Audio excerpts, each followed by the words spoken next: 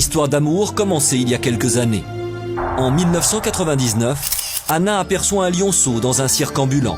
Il semble très mal en point. Face au désarroi de l'animal, Anna n'hésite pas une seconde. Immédiatement, le petit lion intègre le refuge. Anna lui prodigue les soins nécessaires et ne le quitte plus. Désormais, c'est d'elle dont dépend sa vie.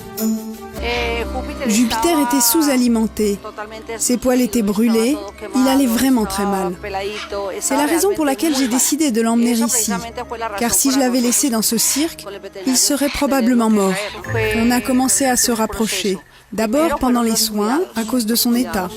Et puis ensuite, j'ai pu le prendre dans mes bras et aussi le caresser. J'allais devant sa cage, je rentrais et je jouais avec lui.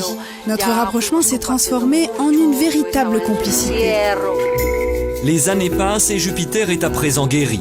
Il pèse 110 kilos. Au fil du temps, sa complicité avec Anna s'est même renforcée. Elle continue de le traiter comme son propre enfant. Et puis un jour, comme pour manifester sa reconnaissance envers celle qui l'a sauvée, Jupiter se dresse et enlace Anna tendrement.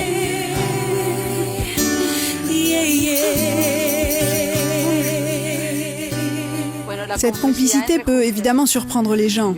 Un lion qui embrasse une femme, ce n'est pas commun, c'est vrai. Comment un animal peut-il être aussi reconnaissant? C'est une véritable leçon. Cette complicité avec Jupiter m'apporte vraiment beaucoup. Un sentiment de gratitude et de joie. Je remercie le ciel de me donner l'opportunité de ressentir une telle émotion. Et alors que notre équipe de tournage s'entretient avec Anna, sans nous prévenir, elle se dirige vers la cage de Jupiter. Là, devant notre caméra et pour notre plus grand bonheur, ils vont retomber tous les deux dans les bras l'un de l'autre, comme s'ils étaient seuls au monde.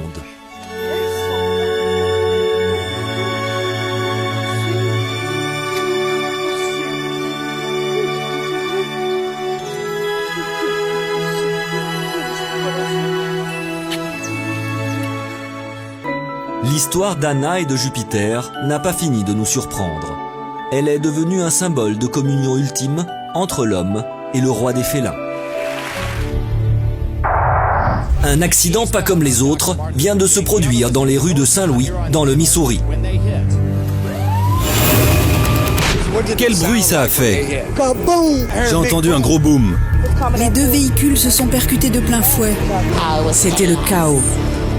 2 heures plus tôt, les pompiers sont en route pour une intervention d'urgence. Un incendie vient de se déclarer dans une maison et menace de s'étendre à tout le quartier.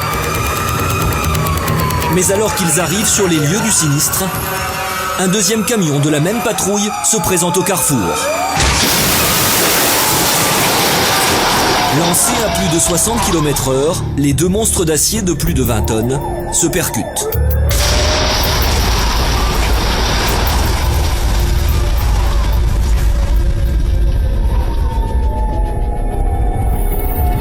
De mémoire de pompiers, on n'avait jamais vécu une telle situation. 8 pompiers sont encore coincés dans cet amas de ferraille. Les ambulances arrivent très vite sur les lieux de l'accident, mais l'angoisse reste palpable.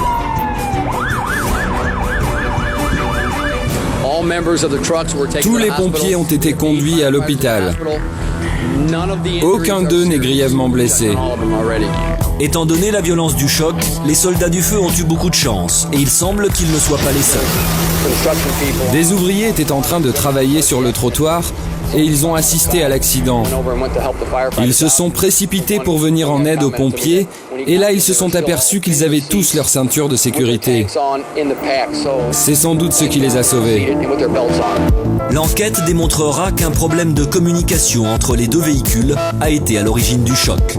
Mais rassurez-vous, les habitants de la maison en feu n'ont pas été oubliés.